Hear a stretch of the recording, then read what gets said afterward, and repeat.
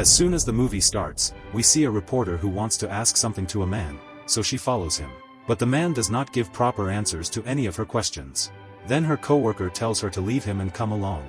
In fact, the two of them had to go somewhere to interview someone. Now it is night, and the reporter is going home from her office as usual. On the way, she sees something strange at a certain place. It is raining heavily, and she is scared. She immediately calls her other colleague, but he does not listen to her. So she tries to take a picture of the thing herself. If she saw anything interesting or different, she would take a picture of it and show it to her boss so a news story could be made. But she cannot see anything properly. She finds everything very mysterious, so she goes inside. Upon entering, she sees a very dangerous gang. Their leader is a woman.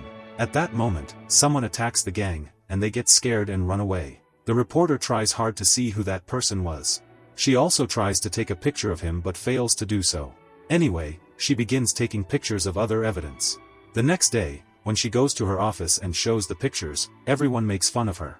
No one believes her, especially her boss.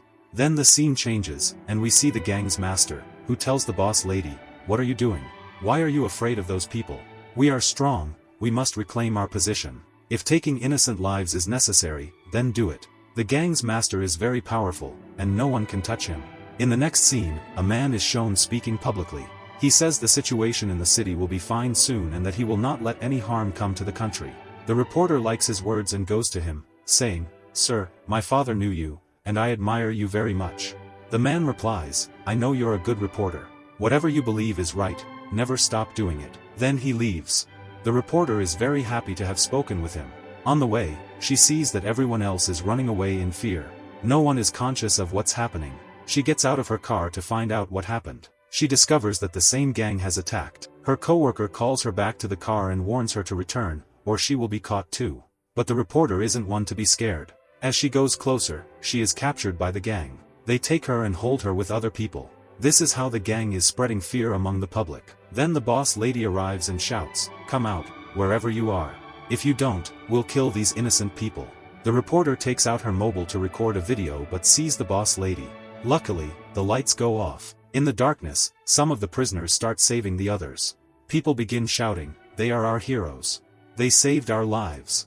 But the reporter doesn't see anyone clearly, so she goes to a building and finds 4 strange-looking individuals there. She starts taking pictures of them, but they notice her. They ask, "Were you taking our pictures? Show us your camera." They looked like turtles, and they were very big. Once the reporter recovers from the shock, she asks them who they are. They tell her, "We are Teenage Mutant Ninja Turtles." They ask her to leave and say, "If you've taken any pictures, delete them. We don't want the world to see us." But the reporter doesn't step back and still takes their photos. She returns home and checks all her documents, which contain the data from the experiments done by her father. She finds some video clips with markings, including 4 small turtle babies. In the video, there is also a man giving a speech. He, too, was part of the experiments. The reporter returns to her office and tells everything to her boss, but again, he doesn't believe her and throws her out. Meanwhile, we see the 4 ninja turtles, whose master scolds them harshly, asking why they went to the surface. They respond casually. Their master asks, "Tell me the truth, did anyone see you?" The turtles remain silent. The master gets angry, comes out, hangs them upside down, and punishes them. He says, "Now tell me." One of them admits, "Yes, a reporter." The master becomes furious and says, "How did you let her go?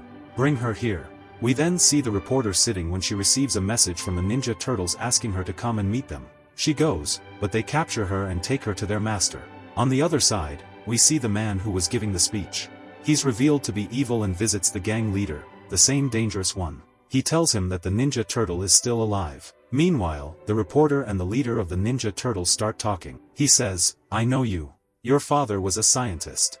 The leader of that gang used to work with him but eventually realized his true nature. He tried to steal the antidote and wanted to misuse it. But your father was a good man, he couldn't allow that to happen.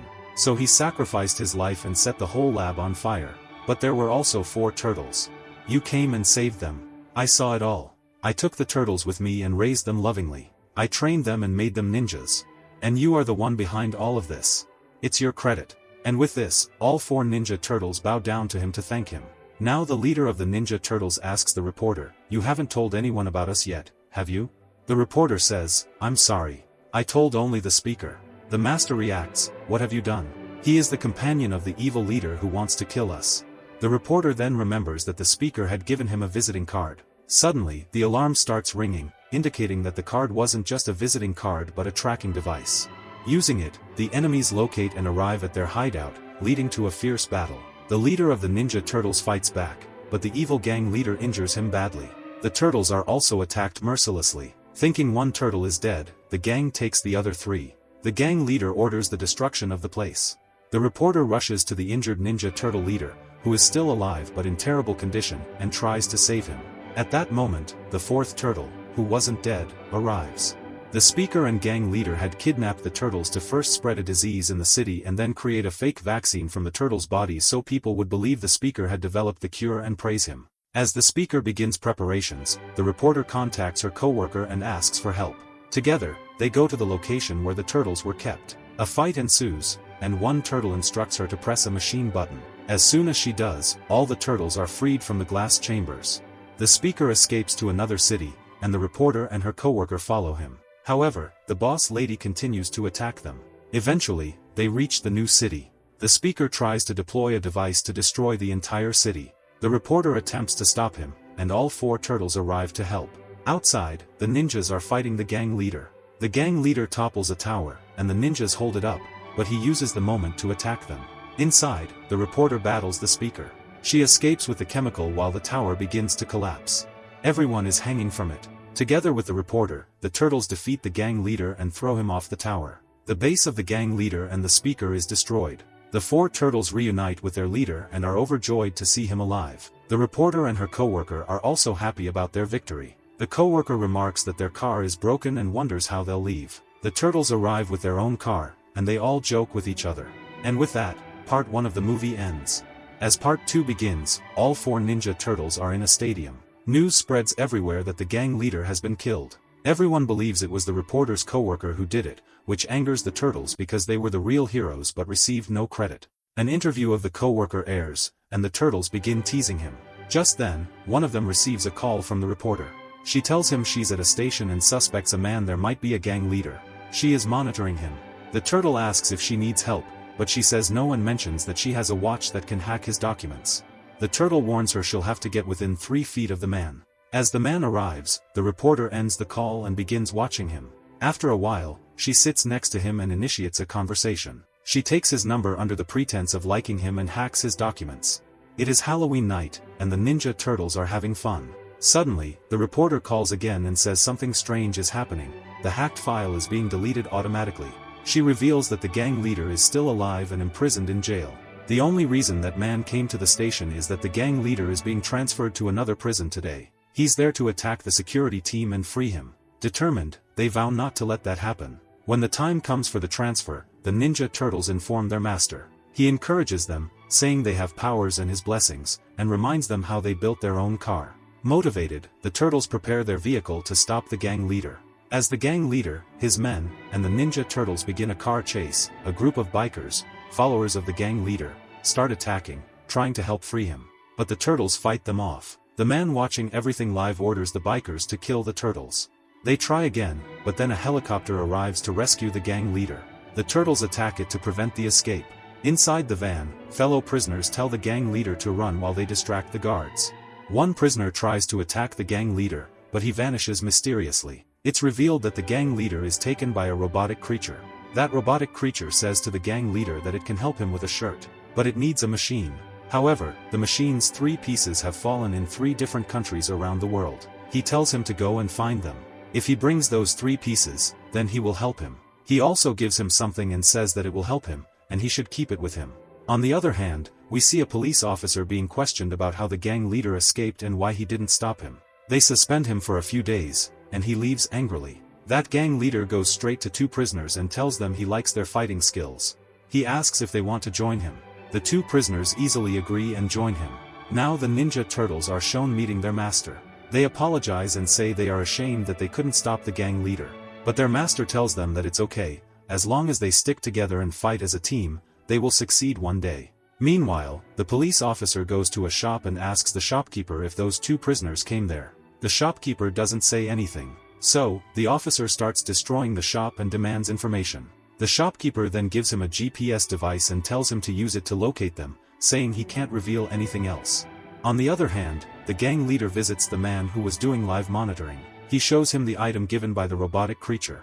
Then he calls the two prisoners and uses that device to turn them into strange, dangerous creatures, making them more powerful so they can rule the world. They start planning to destroy and take over the world together. The reporter witnesses all this and sneaks inside to stop them, but they catch her. Meanwhile, the police officer traces the prisoner's location and arrives just in time to save the reporter. Then the 4 Ninja Turtles arrive, and the police officer gets scared when he sees them. The reporter tells him not to be afraid, they are her friends and are very good. The gang leader and his men become anxious, wondering why they are under attack and why they aren't being left alone. Then one Ninja Turtle says he has made an antidote. He tests it on his hand, and it turns human. Another turtle warns him not to tell anyone, or they might get into trouble. The gang leader travels to another country with his men and finds the first part of the machine. He is very happy and starts preparing to go to the next country. Meanwhile, the 2 mutated prisoners cause chaos, and the Ninja Turtles discover that a liquid has disappeared from the museum that could transport them to another world. The reporter and Ninja Turtles tell the police officer to take them to the police headquarters, where the purple liquid is kept, the chemical that can bring them back and save the world. They all rush there, but the police arrive and arrest them all. Now the reporter and police officer are in custody. The Ninja Turtles, using the GPS, locate the gang leader, who finds the third and final piece. The turtles reach the plane just as the gang leader and the 2 prisoners board it. This scene is very exciting. A fight breaks out, and the plane crashes into the water. The turtles try to take the final piece because if all 3 are combined, the world will be destroyed. But the gang leader's men are fighting them. The Ninja Turtles begin to feel weak and discouraged, wondering what to do. The reporter steals a phone and calls her coworker for help and to guide the turtles. The coworker does just that. Meanwhile, the gang leader obtains the purple liquid, which he plans to use to enter another world. Black smoke spreads across the sky, and people panic. The 4 Ninja Turtles arrive where the reporter, coworker, and police officer are. They remember what their master said, as long as they stay together, they are strong. This fills them with courage and determination. The turtles, along with the reporter and coworker, start trying to block the portal through which the gang leader plans to enter the other world. The police officer distracts the 2 mutated creatures. Inside, the officer fights them and destroys the portal. The portal collapses and disappears. All the Ninja Turtles are thrilled and start dancing.